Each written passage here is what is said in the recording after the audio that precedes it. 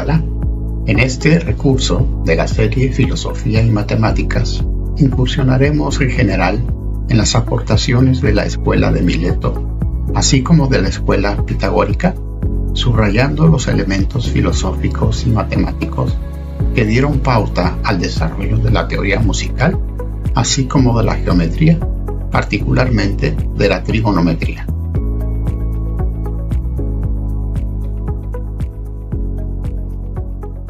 Comenzamos una serie de presentaciones breves sobre filosofía y matemáticas, concentrándonos primeramente en la Grecia antigua.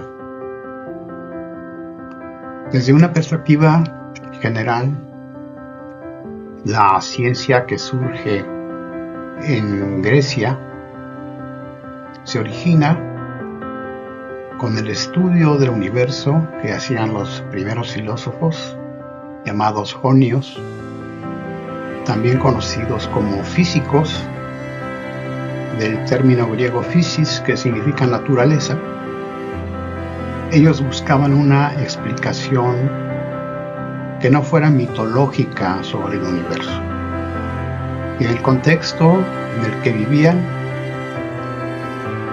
los primeros elementos naturales se convirtieron en los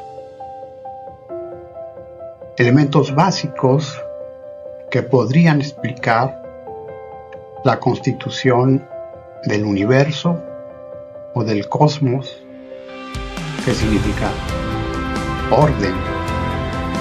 En este sentido, surge la ciencia como un intento de explicación al mismo tiempo que la matemática, dado que matemáticas proviene del término griego matema, que significa ciencia.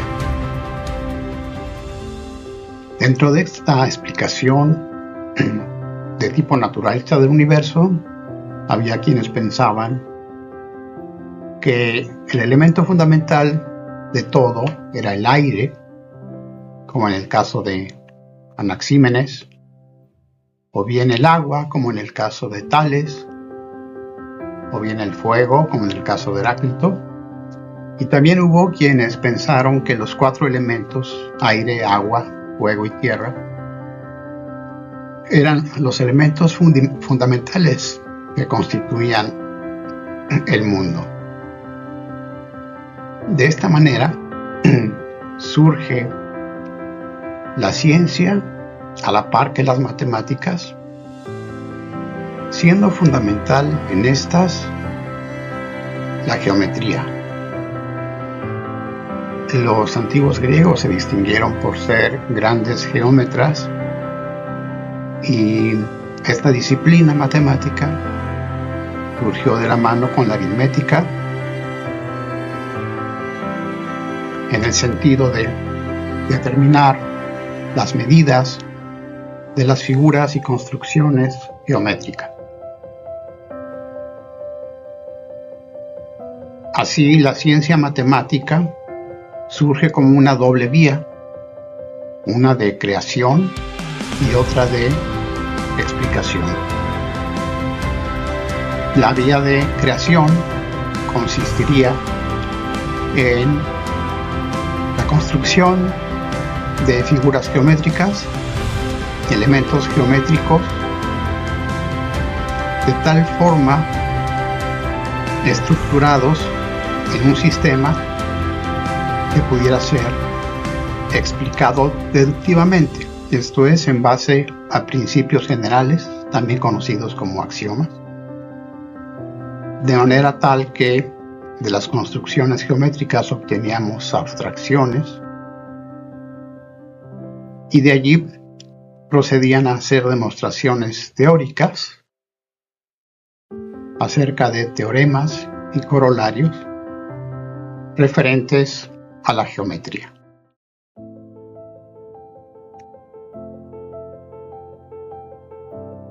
Los principales representantes de la escuela de Mileto son Tales, quien propuso que el agua es el elemento, el principio de todas las cosas, refiriéndose a lo húmedo. Anaximandro, por su parte, se distinguió en gran medida de los filósofos jonios y los de la escuela de Mileto también, en particular de Tales y de Anaxímenes, en cuanto que supuso como principio fundamental ninguno de los elementos de la naturaleza o de sus manifestaciones, sino que propuso que lo indeterminado, lo indefinido, lo ilimitado, llamado el apeiron, lo que no tiene límites, es la causa de los seres. Aristóteles, refiriéndose a este concepto en su Física, nos dice que todo o es origen o tuvo origen. Lo ilimitado no tuvo origen porque equivaldría a tener un límite. Además, al ser el origen o fuente o principio, arjé, es inengendrado e imperecedero. Por ello, como digo, no puede tener un origen, sino que él resulta ser el origen de lo demás y abarca y gobierna todas las cosas. Por otra parte, Anaxímenes propuso que el aire, en griego neuma, sería la sustancia última de los seres. Con Hecateo, a partir de su obra Periégesis, puede considerarse que surge la geografía como una descripción histórica, geográfica y etimológicamente significa medida de la tierra.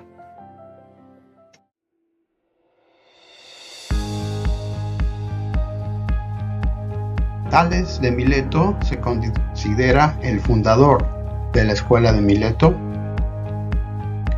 y entre sus aportaciones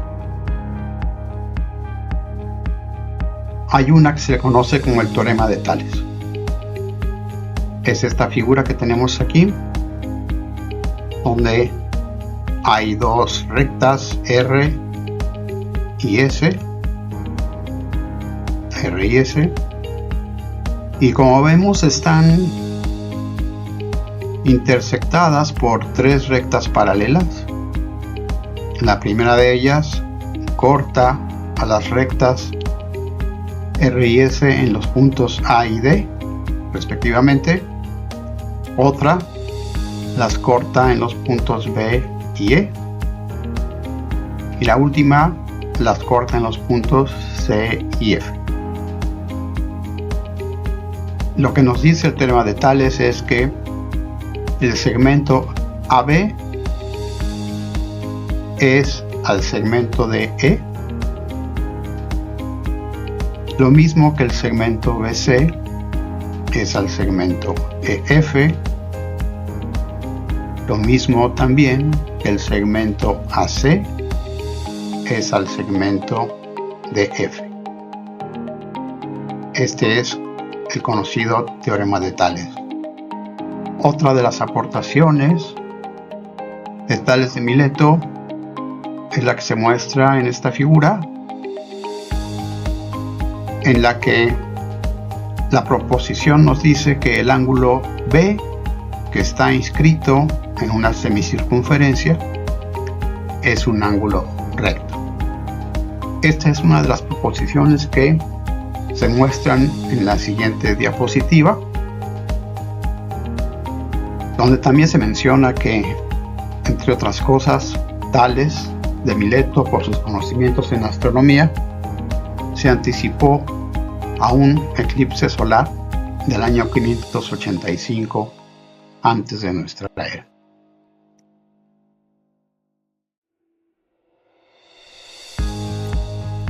Las principales aportaciones de Tales de Mileto a la geometría son las siguientes. Un círculo es bisecado por su diámetro. los ángulos en la base de un triángulo isósceles son iguales. Si dos rectas se cortan, los ángulos opuestos por el vértice son iguales. Los lados de triángulos semejantes son proporcionales. El ángulo inscrito en una semicircunferencia es un ángulo recto. Y dos triángulos son iguales si tienen dos ángulos y un lado respectivamente iguales. Estos postulados serán utilizados más tarde por Euclides en su obra Elementos. Pitágoras, que nació en la isla de Samos aproximadamente hacia el 570 antes de nuestra era y falleció en el 490, sostenía que el número es la esencia de todas las cosas, que todo es número, y cuando se refería a número pensaba en los números naturales o fracciones de números naturales, ya que en su época no se conocían los números irracionales, por ejemplo. Y basado en la descripción numérica de la música que podía lograr mediante proporciones numéricas, le impulsó también a sostener que no solamente las cosas, el mundo tenía como esencia el número, sino que el mundo físico, el mundo natural, estaba estructurado en ciertos patrones y simetrías que podían ser descritas en base a los números.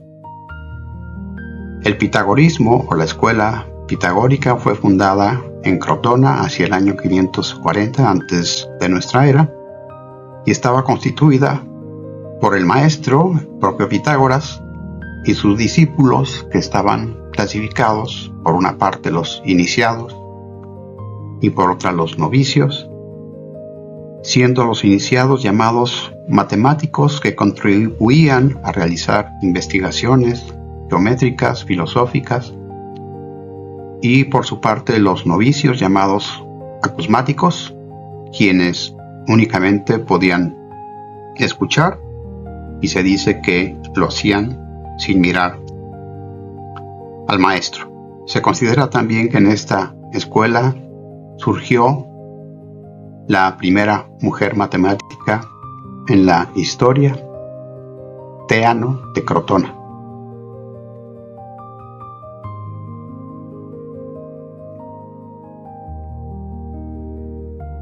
La escuela pitagórica puede describirse conforme a los siguientes elementos, comenzando por lo que ellos sostenían acerca de la constitución de la materia. Ellos creían en los cuatro elementos como integrantes fundamentales de la materia, pero se dieron cuenta de que estos elementos se combinaban entre sí a través de cualidades opuestas, tales como el frío y el calor, por una parte, y la humedad y la sequedad, por otra parte. En cuanto a su cosmogonía, ellos pensaban que la Tierra era esférica y que giraba alrededor de un punto en el espacio, un punto fijo, en el que ardía un fuego eterno que ellos conocían como el altar del universo. Una de las aportaciones a la teoría de números, los pitagóricos, fueron los llamados números perfectos, que son aquellos en los que la suma de sus divisores es igual al propio número, sin incluir al número mismo. Por ejemplo, el 6 tiene como divisores 1, 2 y 3. Luego el 28, que tiene como divisores el 1, el 2, el 4, el 7, el 14, cuya suma da 28. El número 496 tiene como divisores este conjunto, la suma de cuyos elementos es 496. El 8128, análogamente, Y así podemos continuar con los números perfectos. Aquí tenemos como ejemplo estos 4 primeros. Estos números perfectos a su vez se caracterizan porque pueden describirse como la suma de una serie consecutiva de números. Por ejemplo, el 6 se puede describir como la suma de los números del 1 al 3, que coincide con la suma en este caso, de sus divisores. Pero el número 28, por ejemplo, es la suma de los números consecutivos del 1 al 7. Y el 496 es la suma de los números consecutivos del 1 al 31. Y el 8128 es la suma de los números consecutivos del 1 al 127. Y así podemos continuar la lista. También se distinguieron por descubrir relaciones entre las matemáticas y los fenómenos naturales, y estaban convencidos que los números rigen los procesos naturales. La escuela pitagórica se distinguió, aparte de ser una sociedad que cultivaba la filosofía y las matemáticas, por ser una sociedad mística que tenía costumbres religiosas derivadas del orfismo. Orfeo fue un personaje mítico que era conocido por ser poeta y músico. Y esta característica mística estaba complementada por inclinaciones hacia la observación y la experimentación, mediante las cuales podrían descubrir patrones y simetrías en la naturaleza para encontrar explicaciones relacionadas con los números. De ahí su propuesta de que todo es número. Tal vez la aportación más popular de la escuela pitagórica de Pitágoras es el llamado teorema de Pitágoras, aunque se sabe que este teorema ya era conocido desde más antiguo.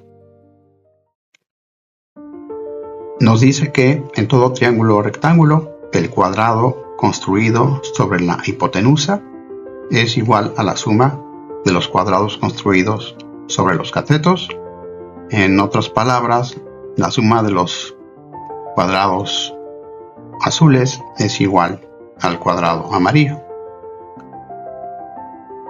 El teorema de Pitágoras puede enunciarse algebraicamente de esta manera: a cuadrada más b cuadrada igual a c cuadrada, o la suma de los cuadrados de los catetos igual al cuadrado de la hipotenusa, y de allí podemos inferir o construir los llamados números pitagóricos, que son tercias de números.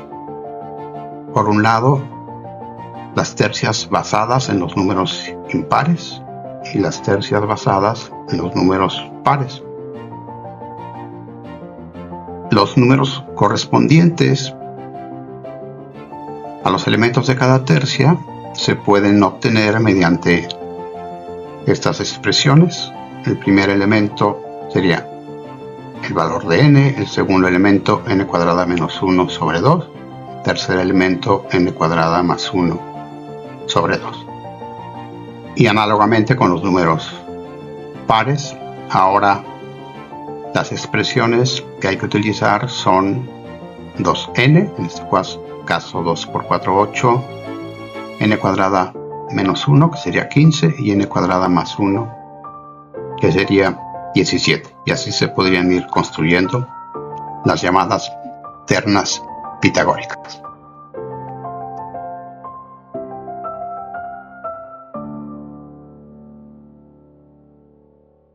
Los pitagóricos concebían a los números impares como inscritos en cuadrados sucesivos. Partiendo de la unidad, tenemos un cuadrado y alargamos ese cuadrado, obtenemos número 3, luego con otro cuadrado el número 5 y así sucesivamente. Son los números impares y la figura del cuadrado era considerada como la figura más perfecta, como la figura más estable. Los números pares eran llamados números rectangulares porque podrían inscribirse mediante unidades en rectángulos sucesivamente alargados, empezando desde el número 2, luego tenemos el 4, luego tenemos el 6, etc. Por otra parte, los cuerpos materiales estaban considerados como constituidos por puntos, líneas y superficies que correspondían al 1, al 2, al 3, de forma tal que los cuerpos materiales eran asociados con el número 4. Este número 4 era a su vez símbolo de la justicia divina y la armonía universal, un número que podía dividirse en partes iguales y que además contenía la unificación de los opuestos, en este caso de lo par y lo impar.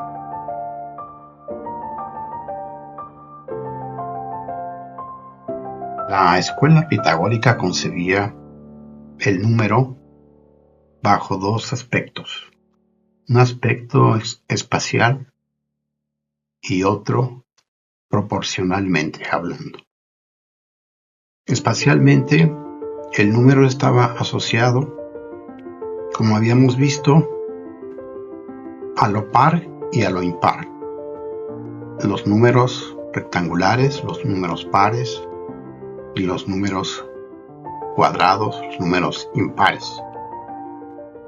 Los números pares estaban asociados con lo ilimitado, lo que no tiene orden y que por lo tanto está asociado con la idea del mal.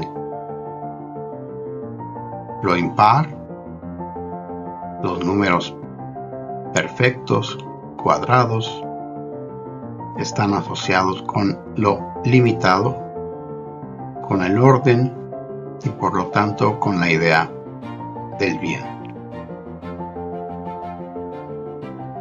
Geométricamente hablando, la unidad, el 1, es el punto, el 2 está representado con la línea, el 3 una superficie y el 4 un volumen. Y estos elementos pueden disponerse triangularmente, como se muestra en la figura, donde la suma de todas las unidades es 10. A esta imagen triangular que representa el número 10 la denominaban ellos la tetractis.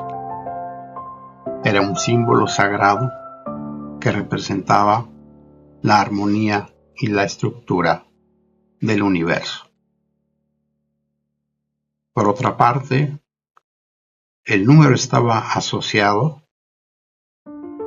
a la música, a la armonía musical y a la armonía del universo a través de la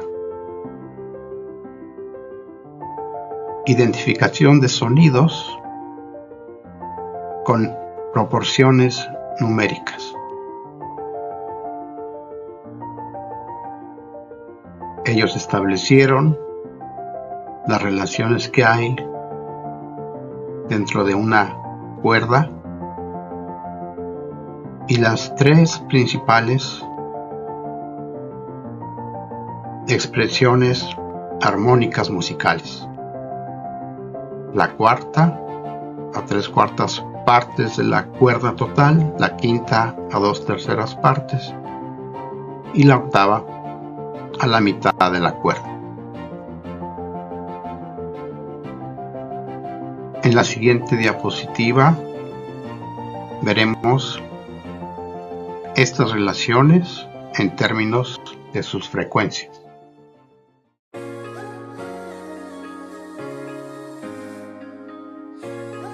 Los pitagóricos habían descubierto esta relación, que la frecuencia y las longitudes de una cuerda en el monocordio están inversamente relacionadas. Esta expresión indica la frecuencia F de vibración y L la longitud de la cuerda. Si reducimos la longitud de la cuerda a la mitad, obtenemos la octava y como resultado la frecuencia se duplica y el sonido se vuelve más agudo.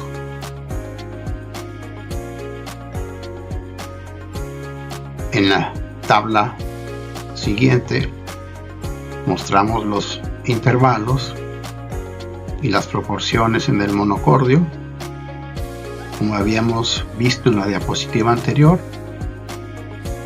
la octava se encuentra hacia la mitad de la cuerda, la quinta a las 2/3 partes y la cuarta a las 3/4 partes, y dada esta expresión de proporcionalidad inversa, las frecuencias se encuentran de este modo.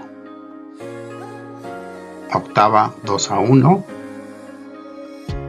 es decir, vibra igual que por ejemplo el Do, pero una octava más alta. La quinta vibra 3/2 de la frecuencia original. En este caso, si la base es el Do, 264 Hz, 3/2 nos da 396, y análogamente tenemos con la cuarta 4/3 de la base, que en este caso es Do.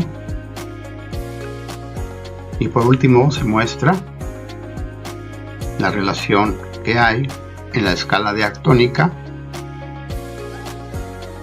de estas tres expresiones armónicas y sus frecuencias expresadas en términos de las notas musicales. Así, la cuarta es la nota Fa. Si nos basamos en la escala de Do, la quinta es la nota Sol y la octava vuelve a ser Do, pero 8 notas más arriba.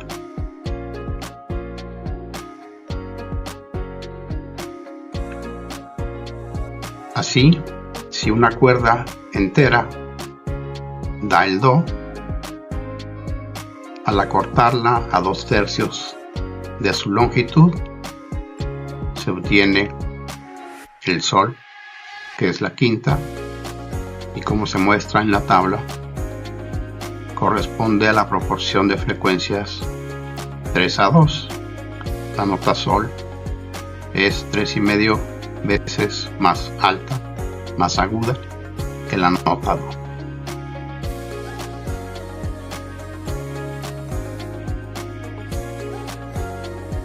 Finalmente se muestran en estas gráficas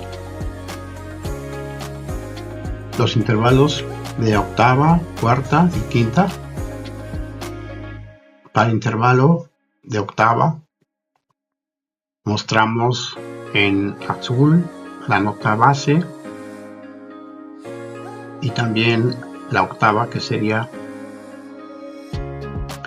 en este caso la que vibra el doble de la nota base.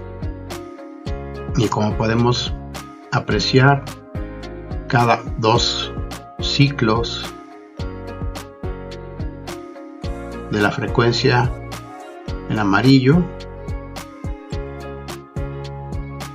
converge con un ciclo de la frecuencia en azul. En el eje 0, ambas notas coinciden y así sucesivamente. Cada 2 amarillas y una azul. Por lo que se refiere a la cuarta, la nota base sigue siendo la azul, en este caso es de 300 Hz, y la cuarta es la verde. Cada 4 ciclos de la verde, en el punto, en el eje 0, coincide con 3 ciclos de la nota base, la nota azul, que sería en este punto y nada más en esta gráfica. Y en la quinta tenemos cada 3 ciclos de la nota quinta coincide con 2 de la nota base. Tenemos 1, 2, 3 en este punto coinciden, y también por acá en este punto en el eje 0.